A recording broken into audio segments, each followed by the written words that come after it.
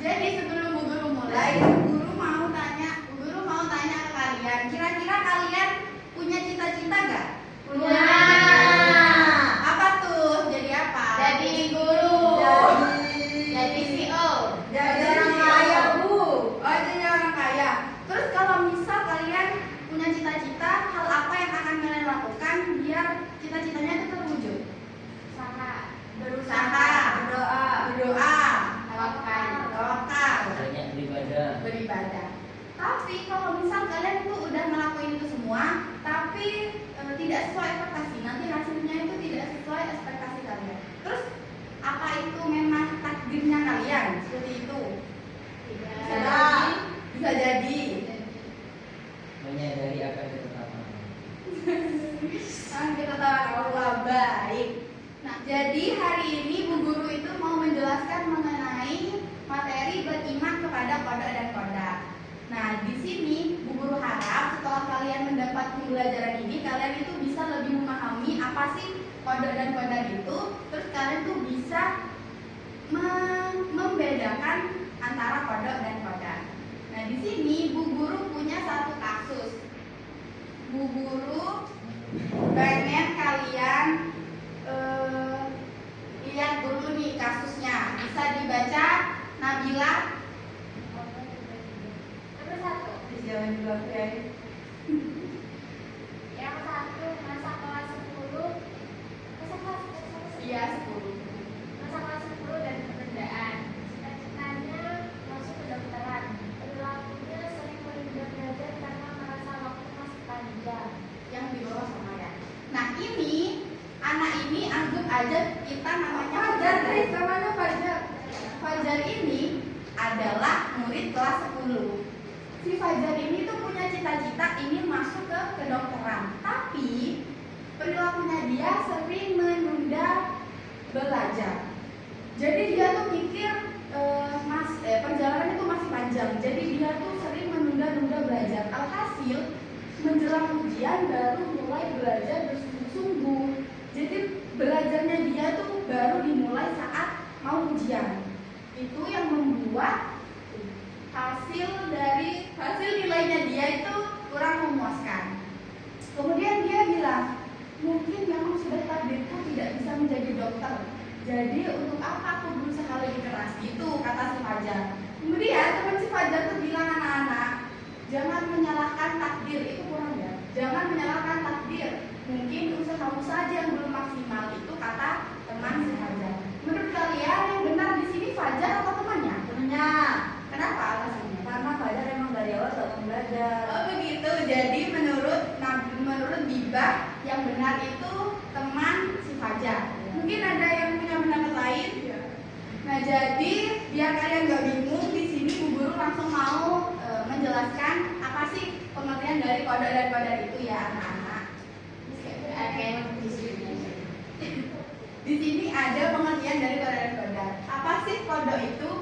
Qada adalah ketetapan Allah sejak zaman azali terhadap seluruh makhluknya. Contohnya, setiap manusia pasti akan meninggal dunia dan matahari terbit dari arah timur.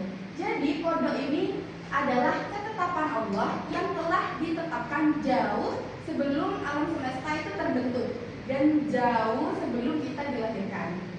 Dan itu tidak bisa dirubah, anak-anak. Jadi qada ini adalah sesuatu yang pasti. Kemudian ada qadar. Qadar adalah perwujudan atau pelaksanaan dari ketetapan Allah yang terjadi pada waktu tertentu. Contohnya nilai ujian yang kita peroleh sesuai hasil belajar. Kemudian ada rezeki yang kita dapat setiap hari. Berbeda dengan qada, kalau qadar ini adalah rencana yang telah Allah siapkan untuk kita. Tidak bisa dirubah.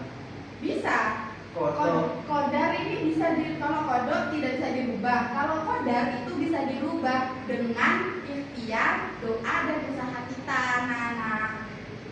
Kemudian di sini ada beberapa perbedaan antara qada dan qadar. Nah, seperti pengertian yang tadi yang sudah dijelaskan oleh Bu Guru, kemudian ada waktunya. Kalau qada itu ditetapkan sebelum alam semesta diciptakan, sedangkan qadar terjadi dan dapat dirasakan pada waktu tertentu. Kemudian sifat, kodok masih berupa ketetapan gaib dalam ilmu Allah. Jadi kita tuh masih belum tahu kapan ketetapan akan ditetapkan. Maksudnya kita belum tahu. Misalnya tentang meninggal ya, kita itu kan belum tahu kita meninggalnya kapan, orang tua kita meninggalnya kapan. Walaupun meninggal itu sudah pasti akan terjadi, semua manusia itu pasti akan meninggal. Untuk yang qadar sudah menjadi kenyataan yang bersifat konkret.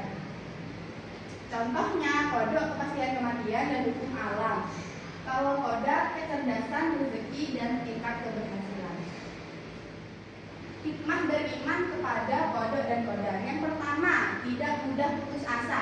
Jadi kita kalau beriman kepada kodok dan qadar itu tidak mudah putus asa. Kita selalu yakin bahwa di balik setiap takdir ada hikmah terbaik dari Allah Subhanahu wa taala. Kemudian yang kedua ada selalu berusaha. Jadi kita itu akan termotivasi, anak-anak kita itu akan termotivasi untuk terus berikhtiar dan bekerja keras demi meraih keberhasilan.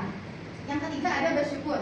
Kita itu jadi bisa menyambut setiap hikmah dan penyampaian dengan hati yang rendah, ya rendah hati. Kemudian ada sabar. Kita tuh jadi lebih tegar dan tenang ketika menghadapi ujian, musibah maupun kegagalan. Yang terakhir ada tawakal. Berserah diri sepenuhnya kepada keputusan Allah setelah berikhtiar maksimal. Kira-kira dari penjelasan Bu Guru, kalian sudah mengerti atau tidak? Sudah. Jadi kalau kalian sudah mengerti antara qada dan qadar, Bu Guru akan memberikan LKPD di mana ada 4 soal. Nah, Bu Guru mau bagikan masing-masing satu ke kalian. Nah, dan nanti Bu Guru mau memilih masing-masing satu laki-laki dan satu perempuan untuk maju ke depan mempresentasikan hasil pekerjaannya. Ini itu LKPD-nya berhubungan dengan kasus yang tadi anak-anak, kasusnya Fajar. Ya Bu. Jadi LKPD-nya itu berhubungan dengan kasus ini. Bu Guru kasih waktu 5 menit untuk mengerjakannya anak-anak. Sudah tahu. Iya boleh, silakan ambil dulu hanya. Kok gak bawa pulpen si Wira? Kan sudah diingatkan tadi sama Bu Guru. Masa kamu sekolah gak bawa pulpen? Jadi kamu sekolah ngapain? Kalau gak bawa pulpen? Boleh teman-teman, anak-anak yang punya pulpen 2 boleh dipinjamkan ke Wira ya anak-anak. Gak mau Bu, Wira hilang pulpen. Sudah Bu. Sudah semua anak-anak. Sudah kan anak-anak? Sudah Bu. Jadi sesuai yang Bu Guru bilang tadi, Bu Guru minta satu perwakilan laki-laki dan satu perempuan untuk maju mempresentasikan hasil kerjanya. Untuk laki-laki mungkin ada yang mau maju sendiri tanpa ditunjuk. Ayo. Sudah Bu. Yang mau maju? Aku mau maju. Oke, boleh. Tepuk tangan buat Jiba. Dia mau maju sendiri. Rifki, Bu. Ayo boleh Rifki. Ayo maju Rifki. Menurut aku ya, kan pertanyaannya apakah Fajar sudah mencerminkan qada dan qadar? Ya, enggak, karena Fajar itu malah menyenangkan takdir, sedangkan dia sendiri tidak berusaha di awal, karena dia selalu memikirkan perjalanan dia saja. Nah terus, apa ini? Apakah kamu setuju sama temannya atau enggak? Iya, aku sangat setuju ya, karena dia menandakan si Fajar yang agak-agak izin untuk tidak menyalahkan takdir atas ulahnya dia sendiri. Terus, kalau semisal apa hari maksudnya Fajar, apa yang bakal aku lakuin? Biar aku tetap semangat dan cita-cita. Yang aku lakuin adalah beribadah, belajar, dan berusaha untuk mendapatkan nilai yang bagus, untuk mendapatkan kondisi yang bagus, ya kan? Nah, kalau itu tidak terjadi, intinya gagal tidak apa ya, tidak sesuai sama harapan kita. Ya aku akan berusaha, mungkin di lain waktu aku punya kesempatan, walaupun bukan yang bisa kita aku bangunnya. Nah, asik, sudah. Bertangan bagi teman-teman. Boleh dikenalkannya. Sekarang gantian dari laki-laki ya. Nah, jadi gini, itu yang pertama itu ibadah itu betul yang kasih tadi. Oh ini ibu. Nah, di sini bacanya kurang dalam al-dada.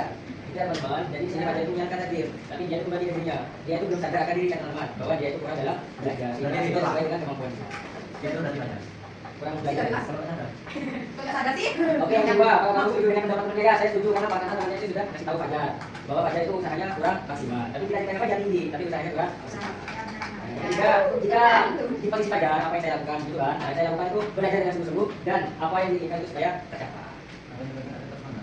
Iya, dan semangat untuk Ini kan kalau dijelaskan ini jadi paling sekali. Nah, yang tadi tuliskan pengalamanmu. Ketika saya memulai tidak sesuai harapan, nah di sini ketika tidak sesuai harapan, kita itu harus sabar dan yakin akan ketetapan Allah dan akan ada pengganti yang lebih baik ke depan. Kalian yang tadi telah dipresentasikan oleh Gibah dan Rizky itu apa sudah benar anak-anak? Sudah benar. Jadi itu sudah sama ya dengan pikirannya kalian seperti itu. Kira-kira dari pembelajaran tadi apa yang paling bisa kalian ingat nih anak-anak? Ya, Fajar kenapa Mira? Kita tidak boleh menyalahkan takdir karena Allah kita sendiri. Benar, pinter Gibah. Tepuk tangan untuk Gibah anak-anak. Thank you ya. Iya benar.